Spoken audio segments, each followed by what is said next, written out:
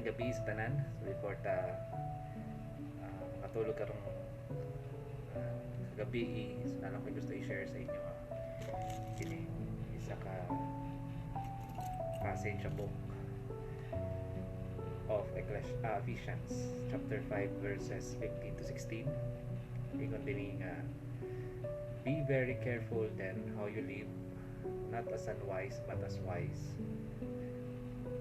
making the most of every opportunity because the days are evil. So it applies to all aspect, to every aspect sa atong kinabuhi.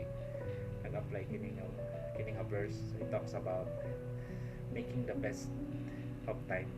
It talks about redeeming the time because the days are evil. So um, mag-focus ko dito sa application ani sa atong commitment di as a church. So we all know na one of the struggles sa mga Christians karon is being on time. So katong gipaminaw nato ganina na worship song by Elevation Worship, title po is Always on Time.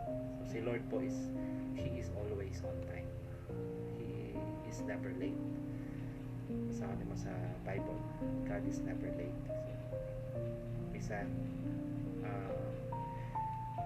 nalangay siya, wala gid na may tabo. God is always on time. So karon igsoon ako i-share kaninyo nga isa ka mensahe bahin sa oras. Saka importante ang oras sa Christian. We all know that God is very merciful, and puno siya sa grasya. But God also itudluan ta niya diya sa pulong diya sa Ephesians 5:15 to 16 na to make the best of our time. So He is merciful pasabot kitang Ginoo. Natay struggle when it comes to meeting the time sa Sunday service, sa mga bulwaton sa church. It's understandable na kung nakay trabaho, nakay klase, andungan sa schedule sa church activities. So it's very understandable. So, pero kung kaya nimo mo attend on time, but you choose not to attend on time, then you're not making the best of your time if that is the case. So ang Ginoo gusto siya nga gamiton nato ang atong oras wisely. Gamiton nato ang oras not as unwise but wise. So ingon din nga, be very careful then how you live, not as unwise but as wise. I would like to remind everyone, God is reminding us na ang atong ginasimba, ang atong ginalagaran is He is the King of Kings and the Lord of Lords. So kung sa school, sa trabaho, kaya na to to be on time, not just to be on time, sayo paginta sa mga personal commitments nato diya sa pagpanarbaho, pag-eskwela. We are very early, so above expectation ang atong ginahatag. Why? Because number one, syempre love ni may mong work. Kaduha, or love ni may mong pag-eskwela. Ikaduha, madlo ka nga ma-issuean ka og memo kung malate ka sa trabaho, makasaba ka sa imong supervisor, manager. So you have respect to your supervisors, managers. Kung sa school naman, you have respect to your teachers, to your instructors. So di ka gusto nga magamay mong grades tungod kay na late ka. Sa church, do we love serving the Lord? So do we love praising God di asayang templo? And do we respect the Lord? So mora na yung mga question na isuon na God is reminding us na importante kayong oras, so mo na siya ang una isuon nga God is reminding us that we are serving the King of Kings and the Lord of Lords, and He deserves the respect, nga the best respect na and the highest respect na tumatag sa iya. And love po na to, it's an expression of love when if we can meet the time, if we can be on time. So that's an expression of love, that's an expression of self-control, and we all know that self-control is one of the fruits of the spirit. So another message igsoon bahin sa oras. So number one is we should be on time because we are serving the King of Kings and the Lord of Lords, and we are serving the author and the finisher of our faith. We are serving um,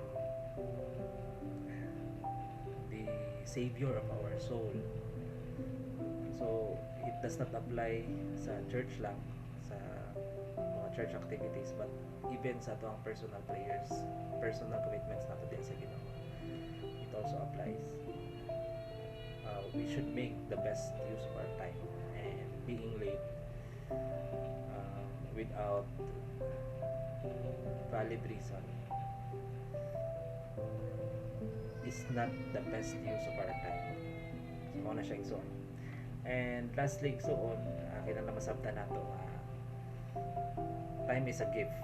So kung naay mohatag sa imo og regalo, so especially kung mohatag sa imo og regalo, importante kay nga tao sa imong kinabuhi. Imo bang basta-bastahon ang gift na iyang ihatag sa imo? Diba dili? So imo siyang tipigan, imo siyang ampingan, imo siyang gamiton wisely. So same sa time. It's a gift. So, for example, ang atong kinabuhi, ang imong kinabuhi ma-extend pag 2 ka oras gikan karon, because we all know what will happen next. So if God extends your life 2 hours from now or 1 hour from now, that's a gift. Kung kana nga 1 hour or 2 hours, you should make the best of it as a gift from God. Sabtan nimo nga i-extend sa Ginoo imong kinabuhi. So you should make the best of it. Same sa Sunday. Karon na man na magid ang Sunday. Next Sunday is a gift. Next Saturday is a gift. Next Wednesday, an prayer meeting, it's a gift from God. So we should make the best of it. So mo na siya pagpinumdum sa Ginoo. So be very careful then how you live, not as unwise but as wise, making the most of every opportunity. So it's an opportunity to make the best of your time. So if God extends your life, if God extends our life, it's an opportunity, and we should make the best of it. So mo na siya igsoon. I pray nga kitang tanan, so atong overcome mga to ang kaliyahon bahin ani nga commitment sa Ginoo kini atong oras. So God bless, and Ginoo magauban atong tanan.